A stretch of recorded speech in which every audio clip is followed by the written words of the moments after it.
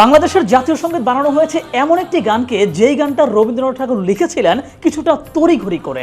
মৌলিক কোনো সুর এই গানে তিনি দিতে পারেননি এবং বিশেষ করে এই গানটা তিনি লিখেছিলেন ঢাকা কেন্দ্রিক বাংলার, মানে বলা যায় আজকের বাংলাদেশ অংশের সংখ্যাগরিষ্ঠ মানুষের স্বার্থের বিপরীতে গিয়ে, যে কারণে চমৎকার সুর, হৃদয়স্পর্শ করা কথা ইত্যাদি থাকা সত্ত্বেও আমাদের জাতীয় সঙ্গীত নিয়ে মাঝে মাঝেই বিতর্কের জন্ম হয়। 2024 সালের গণঅভ্যুত্থানের চূড়ান্ত মুহূর্তগুলোতে যেই গান আমাদেরকে উদ্বেলিত করেছিল সেটা কিন্তু আমাদের বর্তমান জাতীয় সঙ্গীত না, সেটা ধনধান্য পুষ্পে ভরা আমাদের এই বসুন্ধরা, এই গানটা। আর অভ্যুত্থান পরবর্তী সময়ে আবারও আলোচনা এসেছিল যে বর্তমান জাতীয় সঙ্গীত পরিবর্তন করে ধনধান্যে পুষ্পে ভরা গানটাকে জাতীয় সঙ্গীত বানানো যায় কিনা। কিন্তু মজার কথা কি জানেন, স্বাধীনতার 55 বছর পরে যেমন এখনো আমাদের জাতীয় সঙ্গীত হিসেবে কোন গানটা থাকা উচিত এইটা নিয়ে বিতর্ক হয়, 55 বছর আগে যখন এই আমার সোনার বাংলা গানকে জাতীয় সঙ্গীত হিসেবে গ্রহণ করা হয় তখনও এইটা নিয়ে বিতর্ক হয়েছে। আর সেই বিতর্কেও রবীন্দ্রনাথের আমার সোনার বাংলা গানের সাথে প্রতিযোগিতা করেছিল DL রায়ের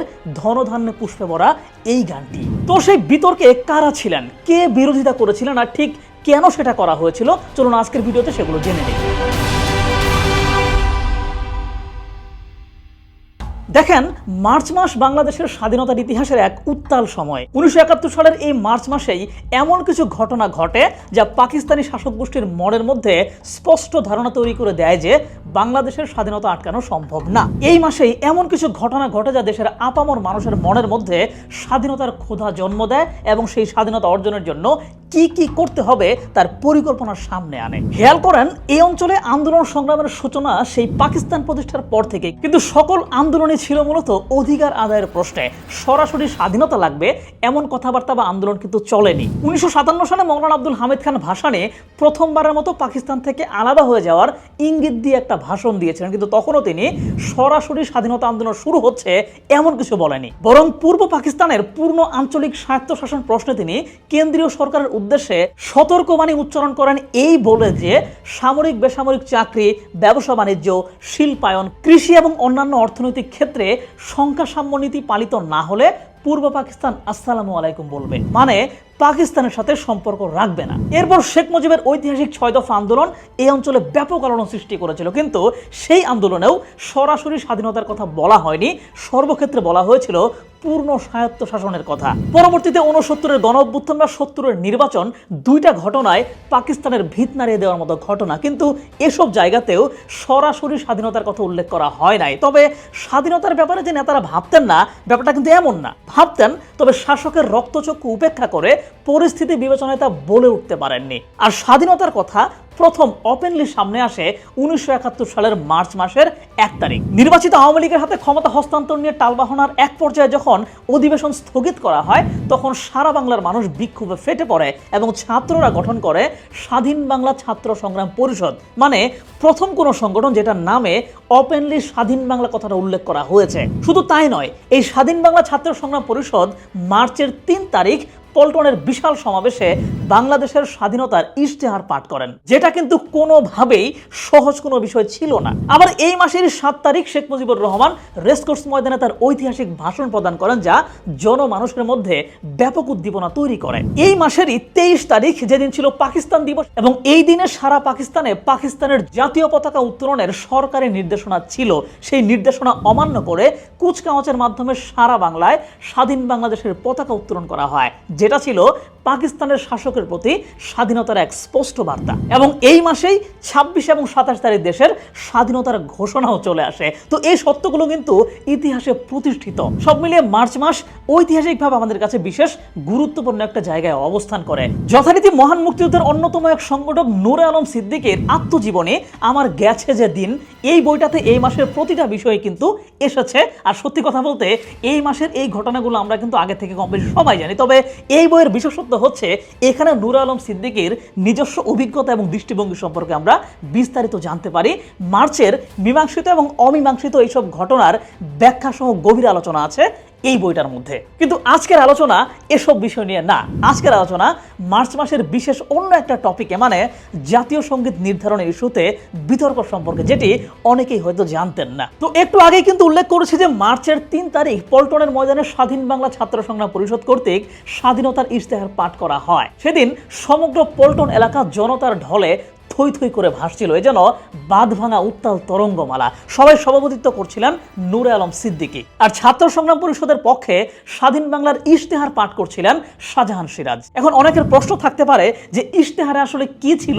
ইশতেহারে একটা রাষ্ট্রের মৌলিক যেসব উপাদান থাকা দরকার সবকিছুরই সুস্পষ্ট রূপরেখা ছিল। যেমন ইশতেহারে বাংলাদেশ নামে একটা স্বাধীন এবং সার্বভৌম রাষ্ট্র প্রতিষ্ঠা এবং বাঙালির ভাষা, সাহিত্য এবং সংস্কৃতির পূর্ণ বিকাশ, বৈষম্যের নিরসন এবং গণতন্ত্র প্রতিষ্ঠা, এই তিনটা লক্ষ্য নির্দিষ্ট করা হয়। আরও ঠিক করা হয় যে বাংলাদেশের পতাকা হবে সবুজ জমিনের মধ্যে লাল সূর্য, মাঝখানে সোনালী মানচিত্র। সেই সঙ্গে স্বাধীন দেশের জাতীয় সঙ্গীত হিসেবে প্রস্তাব করা হয় রবীন্দ্রনাথ ঠাকুরের আমার সোনার বাংলা গানটি। এই বিষয়গুলো কিন্তু হুটহাট নির্ধারিত হয় নাই। এসব নিয়ে ছাত্র সংগ্রাম পরিষদের সদস্যদের মধ্যে দীর্ঘ আলোচনা, পর্যালোচনা এবং সংলাপ হয়েছিল। অগ্রজদের মধ্য থেকে বিশেষভাবে সিরাজুল আলম খানের বুদ্ধি পরামর্শ নেওয়া হয়েছিল এবং সর্বোপরি সম্মতি নেওয়া হয়েছিল শেখ মুজিবুর রহমানের। তো ইশতেহারের রূপরেখা তৈরির বেলায় কারো মধ্যে খুব একটা মত পার্থক্য সৃষ্টি হয় নাই। তবে একটি বিষয় নিয়ে নূরে আলম সিদ্দিকী ভিন্ন মত পোষণ করেন। তিনি চেয়েছিলেন জাতীয় সঙ্গীত হোক দ্বিজেন্দ্রলাল রায় বা DL রায়ের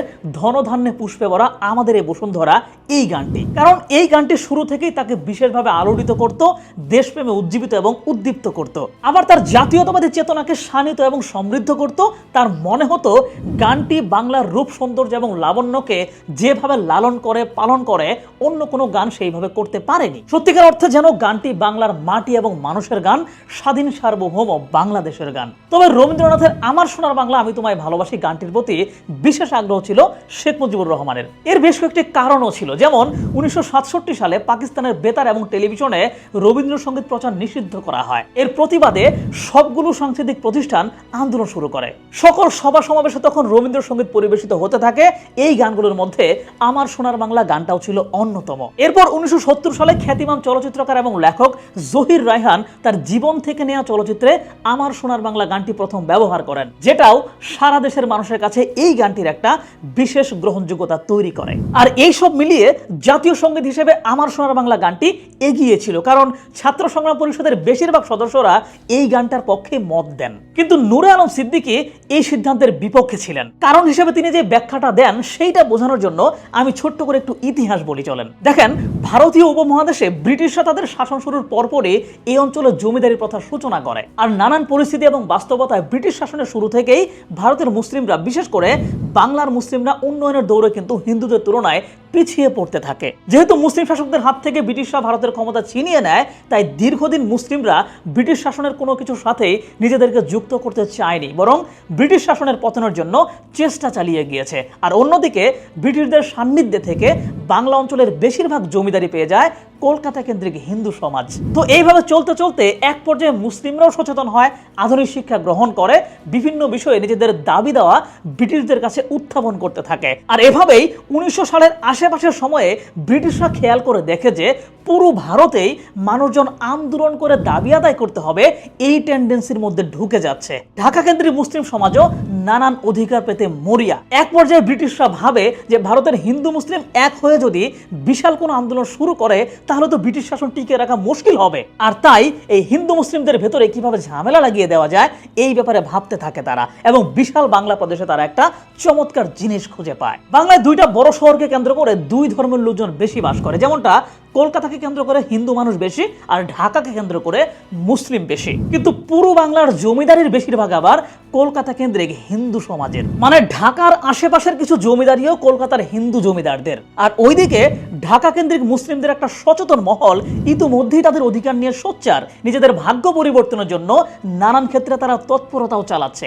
এমন সময় 1905 সালে শাসন কাজের সুবিধার দোহাই দিয়ে ব্রিটিশ সরকার বিশাল বাংলা প্রদেশকে দুই ভাগে ভাগ করে ফেলেন, যেটাকে আমরা বঙ্গভঙ্গ বলি। এর ফলে ঢাকাকে রাজধানী করে নতুন একটা প্রদেশের যাত্রা শুরু হয়। ফলে ঢাকা এবং এর আশেপাশের মানুষরা খুব খুশি হয়। তারা ভাবে রাজধানী এবং নতুন প্রদেশ পাওয়ায় এবার এই বাংলার বেশ উন্নয়ন হবে, কলকাতার চেয়ে পিছিয়ে থাকা ঢাকা এবার উন্নয়নের ছোঁয়া লাগবে ইত্যাদি। এবং এসব ভেবে তারা আশাবাদী হয়। এবং সত্যি সত্যি যেই কিছুদিন এই প্রদেশটা ছিল এবং যেই কিছুদিন ঢাকার রাজধানী ছিল, ওই কয়দিনের মধ্যেই কিন্তু ঢাকার বর্তমান কার্জন হল, রমনা পার্ক, মিন্টু রোড এরিয়ার স্থাপনাগুলো তখন গড়ে ওঠে। তার মানে ঢাকা কেন্দ্রিক মানুষজন যে উন্নয়নের প্রত্যাশা করতেছিল এই বঙ্গভঙ্গের সিদ্ধান্তের ফলে, সেটা কিন্তু বাস্তবায়ন হচ্ছে হচ্ছিল, যে কারণে এরা কিন্তু খুশি ছিল। কিন্তু কলকাতার যেসব জমিদারদের জমিদারি ছিল আমাদের ঢাকা কেন্দ্রিক বাংলায়, তারা এই বঙ্গভঙ্গের সিদ্ধান্তে অখুশি হয়, কারণ এইটা হলে ঢাকা অঞ্চলের জমিদারিগুলো তাদের হাতছাড়া হয়ে যাবে।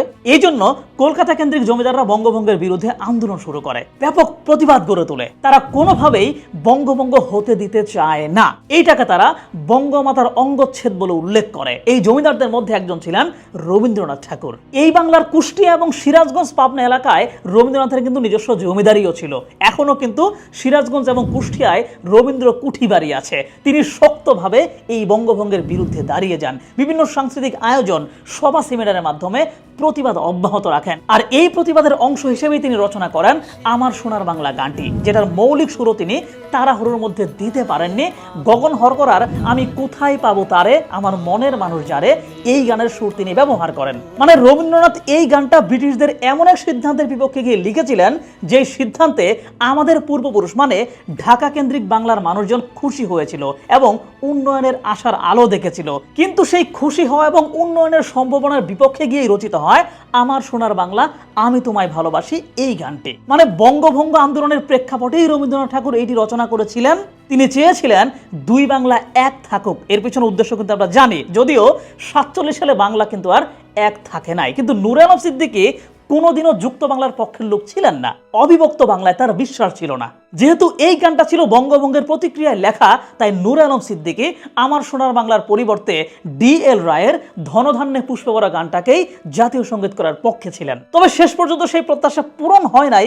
বৃহত্তর স্বার্থে তিনিও বিষয়টি নিয়ে খুব একটা বাড়াবাড়ি পর্যায়েও যান নাই। তবে আমৃত্যু তিনি মনে করতেন যে DL রায়ের গানটাই জাতীয় সঙ্গীত হলে বেশি ভালো হতো। তো এই জায়গাতে অনেকে আবার মনে করতে পারেন যে তিনি হয়তো রবীন্দ্র বিরোধী ছিলেন। না, রবীন্দ্র সাহিত্যের প্রতি নূরে আলম সিদ্দিকীর বরাবরই চরম অনুরাগ ছিল এবং তিনি তার নিজের যে আত্মজীবনী সেটার নামকরণও করে গেছেন কিন্তু রবীন্দ্রনাথের একটা লাইন থেকেই। তারপরেও এটি একটি পরিহাস যে এক চরম রবীন্দ্র অনুরাগী জাতীয় সঙ্গীত হিসেবে রবীন্দ্রনাথেরই একটি বিশেষ গানের বিপক্ষে অবস্থান নিয়েছিলেন। নিজের বইয়ে তিনি বলে গেছেন যে আমার সোনার বাংলা যুক্ত বাংলার পক্ষের গান, যেখানে আজকের পশ্চিমবঙ্গ সহ আছে। তাই 56,000 বর্গমাইল পরিবেষ্টিত আজকের স্বাধীন সার্বভৌম বাংলাদেশের জাতীয় সঙ্গীত হিসেবে এই গান নির্ধারণ করা অনুচিত। তো আমাদের জাতীয় সঙ্গীত নিয়ে আপনার মতামত কি? আপনার কাছে আসলে এই গানটা কেমন লাগে? যদিও সত্যি কথা বলতে এখন জাতীয় সঙ্গীত হিসেবে আমার সোনার বাংলা শুনতে শুনতে এই গানটা আমাদের কানে বাজলেই কিন্তু একেবারে গুজবাম হয়ে যায়। তবে এইটা আসলে আমাদের অভ্যাসের বিষয়। আসলেই এইটার যদি প্রেক্ষাপট আমরা আলোচনা করি তাহলে কিন্তু এরকম ভিন্ন এক ইতিহাস খুঁজে পাওয়া যায়। যাই হোক, ইতিহাস তো ইতিহাসই, জাস্ট সেই ঘটনাগুলো জানানোর উদ্দেশ্য ছিল, জানিয়ে দিলাম। তো আপনার কেমন লাগলো কমেন্টে জানায়েন।